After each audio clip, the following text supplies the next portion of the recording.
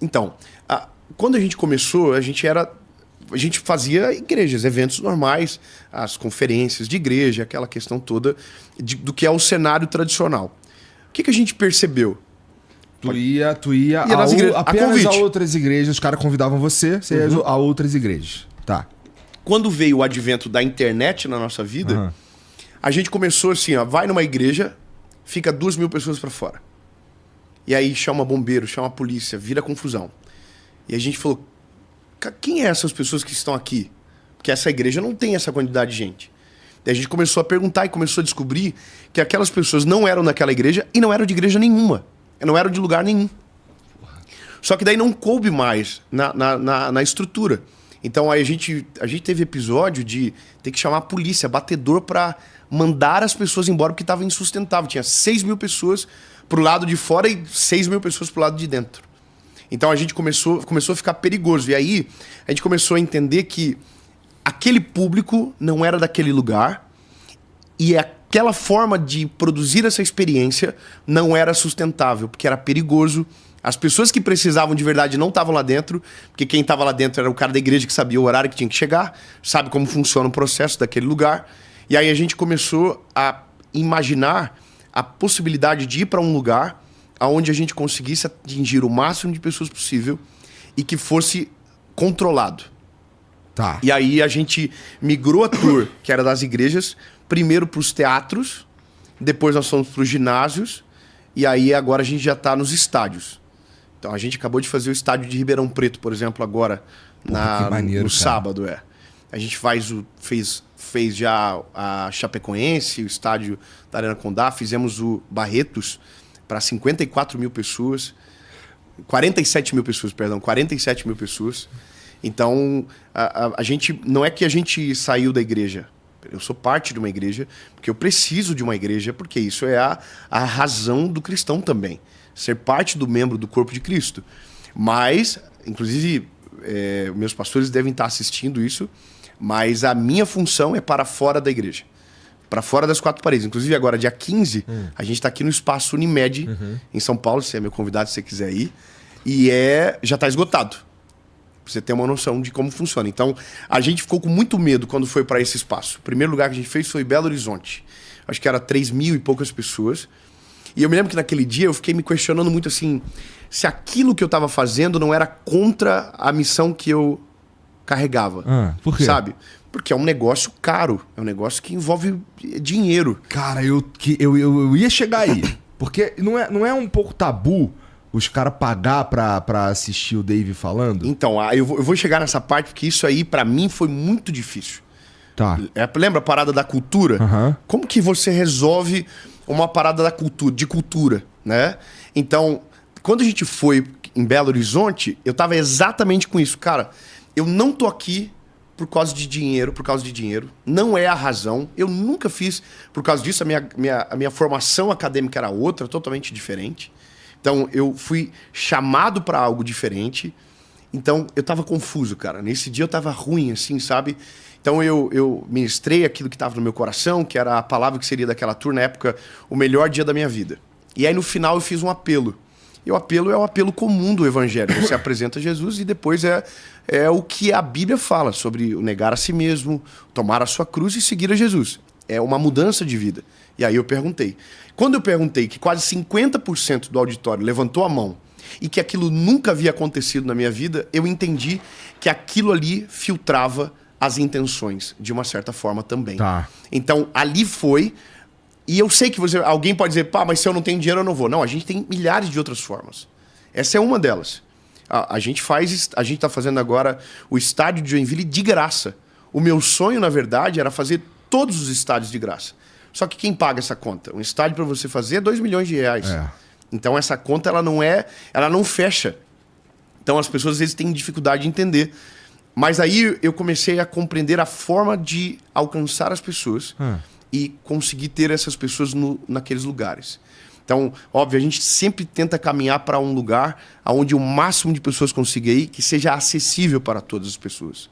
Então, hoje, quando os nossos eventos têm ingresso, a gente tem ingresso a partir de R$30.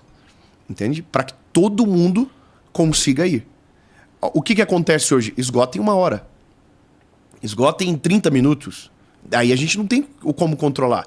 Então a gente fez... Como é que tu faz pra controlar o ego, cara? Então, eu acho que o importante, só antes da parada do ego, é a parada do cobrar pra pregar. Então, não é sobre cobrar pra pregar. É cobrar pra sentar. Aquele lugar não tá de graça. A pregação do evangelho é de graça.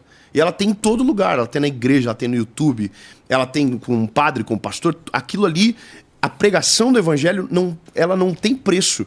Por quê? Porque quem pagou o preço foi Jesus na cruz. Então, como que eu cobro por algo que eu recebo? Agora, aquele lugar tem custo. São mais de 200 pessoas que trabalham dentro de um evento. Ninguém fala assim, é do Dave o evento? Então eu vou de graça. Não, ninguém faz isso. Você liga pro estádio e fala, a gente vai falar de Jesus. Aí o cara fala, é de graça então? Eu vou fazer pra você?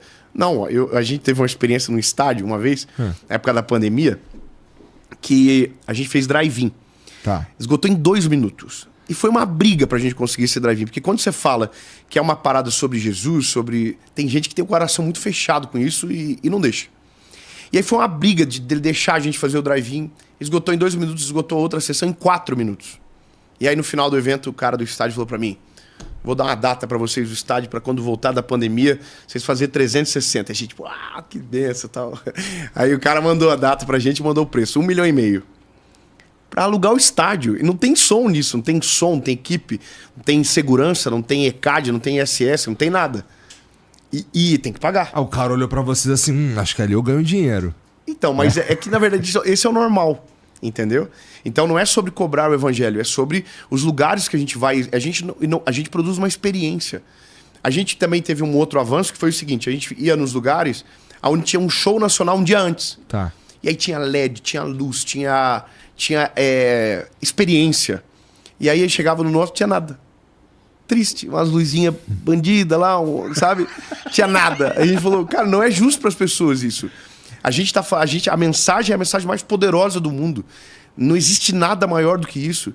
Então por que a gente não pode também entregar uma experiência que a pessoa diga, cara, que maravilhoso. Cara, e assim, eu posso dizer com segurança que pra assistir uma parada dessa daí, seguramente custa mais de R$30. E, qualquer show, Qualquer um. não é menos de R$100 o ticket hoje.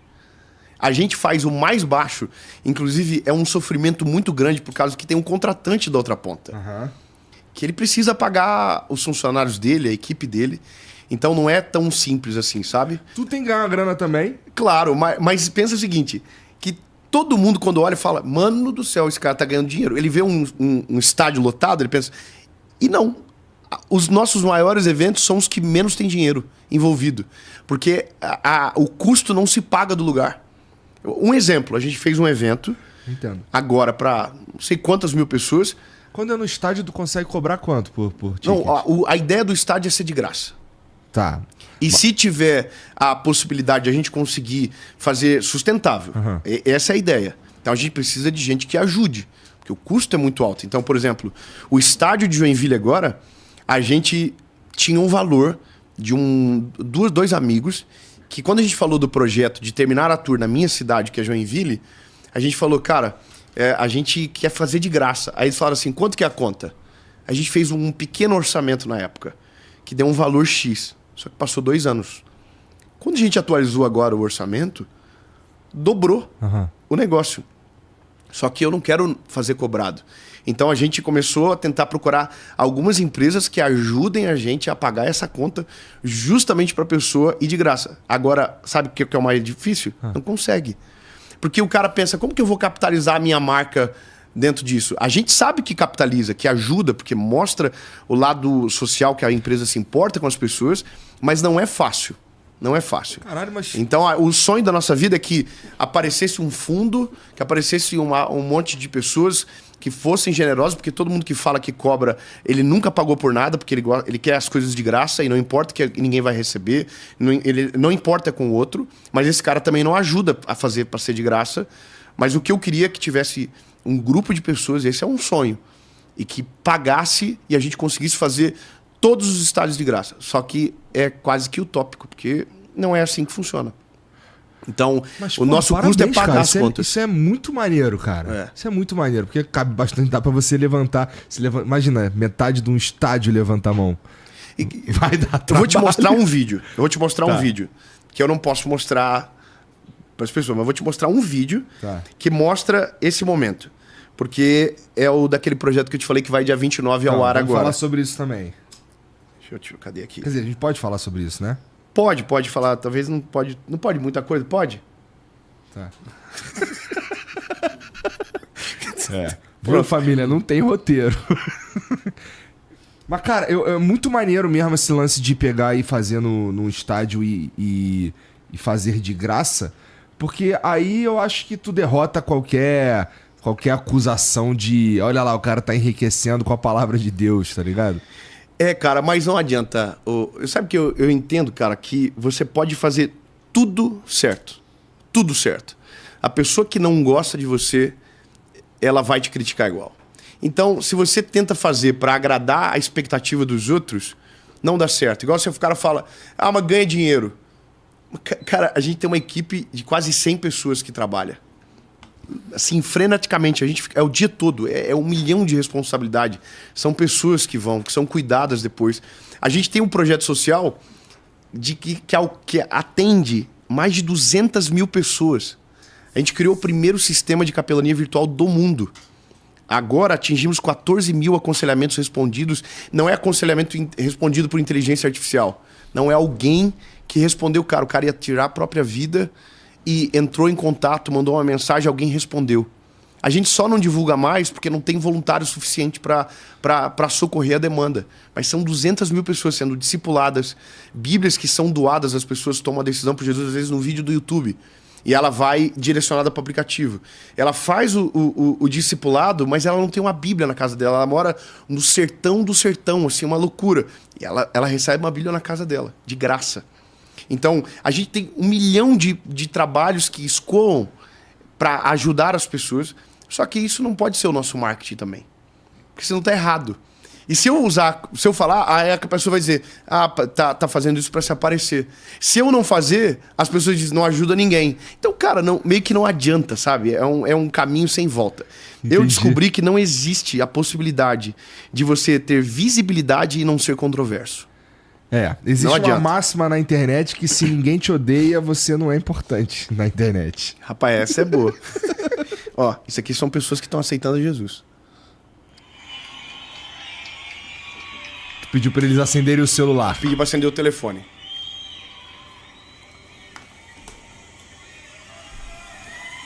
Porra, é muita gente. Onde é isso aqui? No Ibirapuera. Porra, muita gente. E não é uma pergunta vazia, não é dando a realidade do que é a decisão que a pessoa está tomando. Então, e quantos desses caras aí você acha que realmente acaba entrando para uma igreja ou, sei lá, seguindo Jesus de algum jeito? A gente não tem como saber o percentual.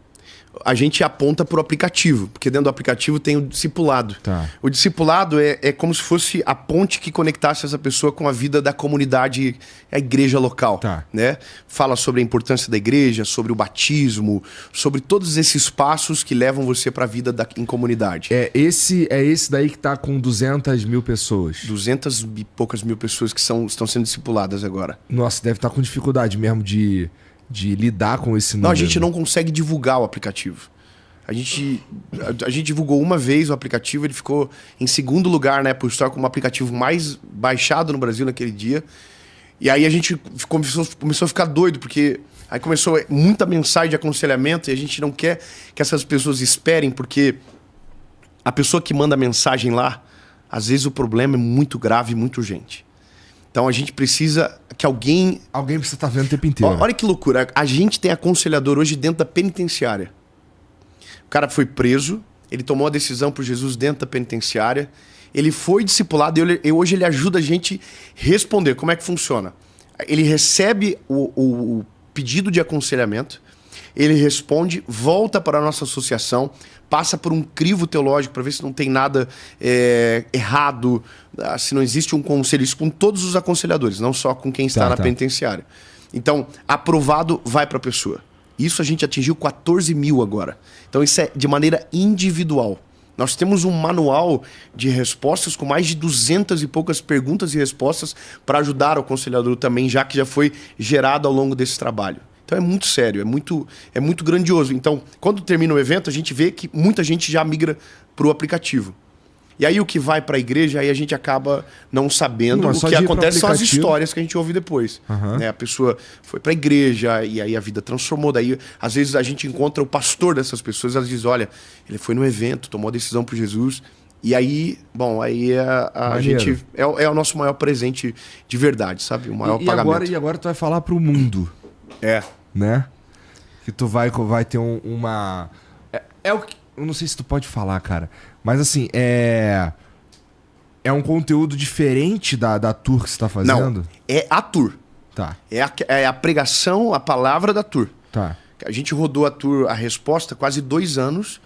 Foram quase 160 mil pessoas alcançadas presencialmente que foram nos eventos da resposta. Então, a gente fez o Brasil quase que 2 vezes. 1,5 mais ou menos.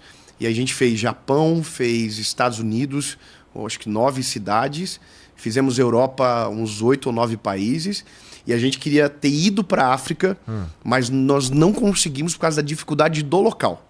Lá. A gente não dá para entender, mas é muito difícil. Tá. É muito difícil. Então, é essa mensagem que nós rodamos o Brasil inteiro e que vai estar de graça para as pessoas. É isso que a gente deseja que aconteça, que cada vez mais fique mais acessível. E de uma outra forma, toda segunda-feira tem uma mensagem no YouTube de graça para as pessoas. Então, o evento, eu sempre falo, não, a pessoa não, ela senta, ela pagou para sentar, não é para ouvir, porque o que ela ouve em todo lugar. Ali é uma experiência, é um negócio muito maior. E sobre essa parada de ser para o mundo, para a gente foi uma loucura muito grande. É muito doido, cara, porque é pela primeira vez isso vai acontecer. Como é que isso se